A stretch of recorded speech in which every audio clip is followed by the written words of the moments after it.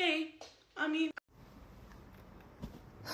След огромния хейт, огромния тормоз и всички лъжи, които се сипаха по моя адрес, аз пак ще направя това, което винаги съм правила и няма да пада на нивото да ви лъжа и манипулирам с цел гледания.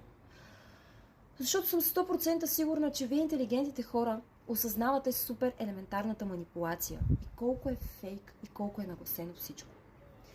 Искам да ви задам един въпрос. Вие, когато имате личен проблем с ваш близък, качвате ли видеа в TikTok, в които лъжете и търсите внимание? И то точно една година по-късно, и то точно един ден преди да качим русалки.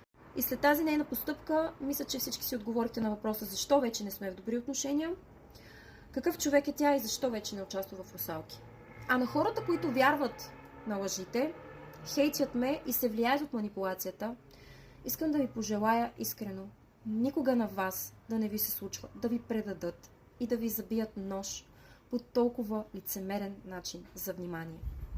Пожелавам ви да имате поне един истински приятел, като каста на русалки, с които сме много голямо семейство и се подкрепяме и обичаме.